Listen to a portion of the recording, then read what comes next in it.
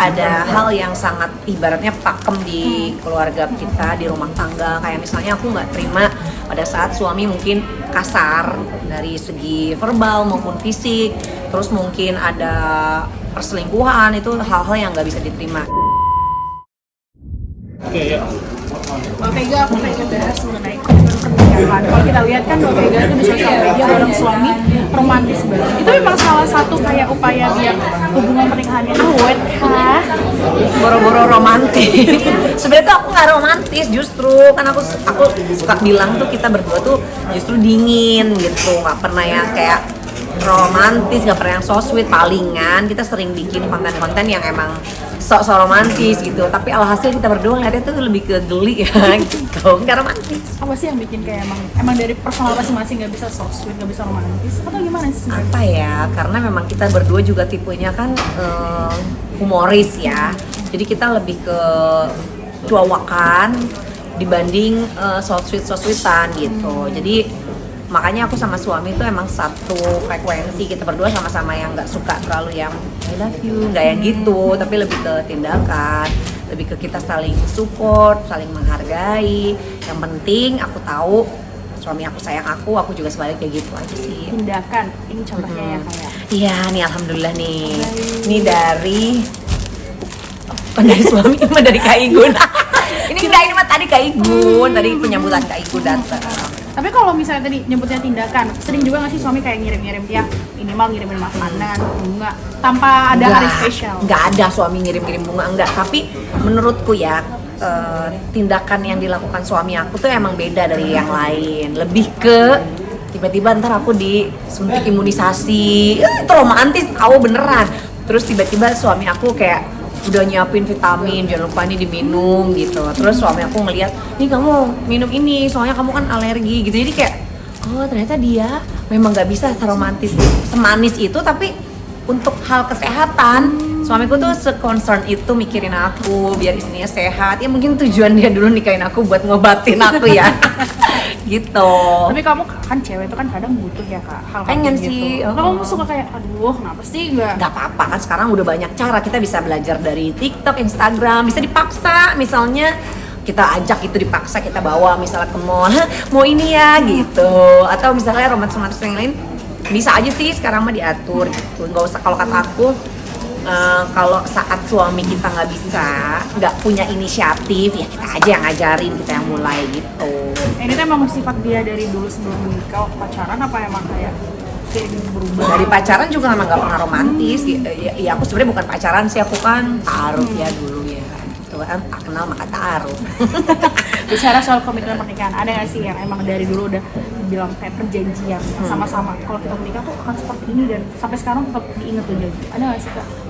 Kayaknya nggak ada dulu tuh lebih ke apa ya, oke kita menikah karena kita dulu tuh saling udah cinta, kita udah saling kayak kita saling butuh, jadi mengalir begitu aja gitu.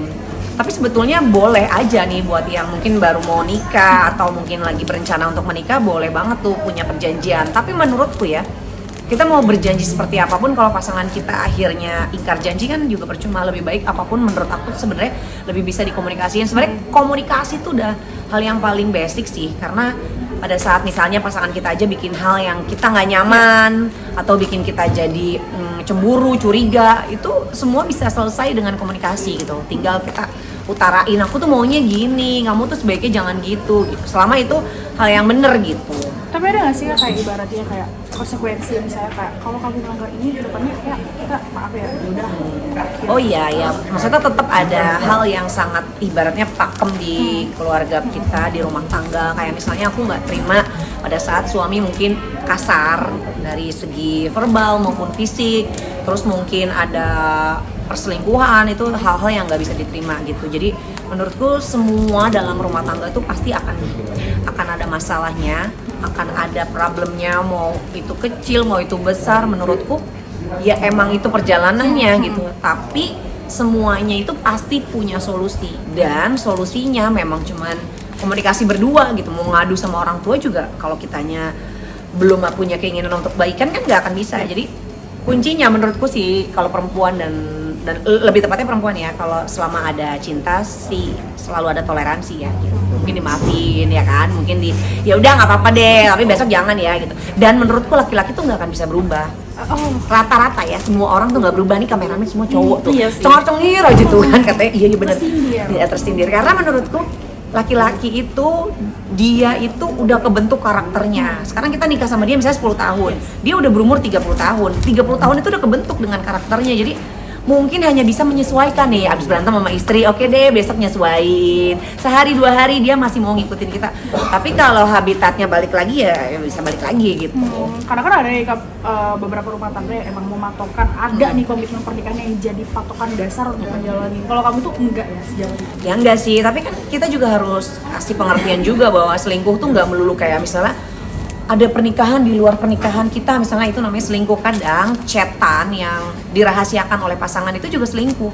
Karena logikanya kalau emang dia ngerasa itu bukan sesuatu yang bikin pertengkaran di dalam keluarga atau bikin istrinya cemburu, kan nggak mungkin dia tutupin. Jadi sebetulnya selingkuh itu juga kan ada tahapannya, chatting awalnya atau perhatian. Nah itu tahapan-tahapan perselingkuhan. Jadi yang dari basicnya aja aku udah nggak bisa terima nih apabila misalnya ada chat-chatan yang mulai aneh-aneh. Apalagi sekarang kan stiker-stiker di WA kan suka macem-macem ya, aneh-aneh gitu. Itu bisa beda loh pemahamannya gitu. Jadi yang kayak gitu-gitu sih dikomunikasiin aja gitu. Tadi nyebutnya emang cowok tuh sulit untuk berubah. Iya. Tapi kalau kamu emang yang tipe yang cemburuan banget gak sih Kak? Kayak meskipun udah tahu nih tabiat dia seperti apa. Ya harus ada cemburu biar dia juga ngerasa dia dibutuhkan oleh kita gitu. Ntar kalau ngerasa kayak istri gue nggak cemburu, gue nggak dibutuhin, ya udah siapa tahu ada orang lain yang lebih butuh gue gitu. Jadi ya emang harus ada, tapi sewajarnya aja lah, karena laki-laki juga kayaknya kayak ibarat kita tuh perempuan tuh ibarat martabak gitu ya, martabak manis. Kalau sedikit tuh enak, kalau lama-lama enek.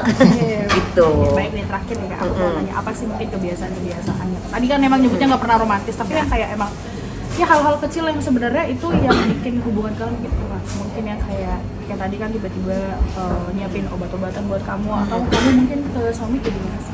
Ya aku sih lebih ke, karena apapun di hidup terutama di rumah tangga tuh selalu ngelibatin Allah ya, selalu ngelibatin Tuhan. Karena menurutku kayak kita ngejalanin pernikahan aja ya emang kita tujuannya kan supaya dapat pahala, dapat ridho dari Allah. Karena menurutku kayak ya kalau kita sedikit-sedikit kita berantem terus kita nggak inget nih bahwa ini tuh ibadah gitu. Dan ibadah kan banyak banget ujiannya. Jangankan pernikahan, kita mau sholat aja nih ntar ujiannya aduh males, ntar lagi wudhu, ntar kita ujiannya keburu-buru wudhunya, ntar udah mulai wudhu lagi sholat ujiannya ingetin lah tadi gue naruh kunci di mana. Jadi selalu ada ujian menurutku. Tapi pada saat kita sadar bahwa pernikahan itu bukan hanya sebatas saling mencintai, tapi mengharapkan keberkahan dan ridho dari Allah tuh rasanya kayak lebih ikhlas gitu. Pada saat mungkin pasangan bisa nggak sesuai dengan harapan kita, tapi aku yakin, aku percaya bahwa apa yang aku lakuin semata karena Allah tuh jadinya kita bisa dapet yang lebih besar dari itu.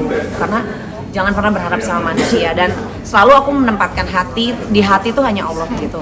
Dan semua yang aku milikin, suami, anak tuh aku genggam di tangan. Karena kalau misalnya di hati, misalnya suami kenapa-napa kita bisa sakit hati, anak kenapa-napa kita bisa sedih. Tapi kalau di tangan, ya ibarat kata kan hanya Allah di hati gitu ya. Di tangan apapun yang mungkin nanti Allah misalnya minta, akhirnya misalnya gimana-gimana ya hati bisa lebih tabah. Ini cuma ngomong doang sih ya, realitanya enggak. Baik. Soalnya gitu kayaknya ngomong. Oke, thank you. Ya.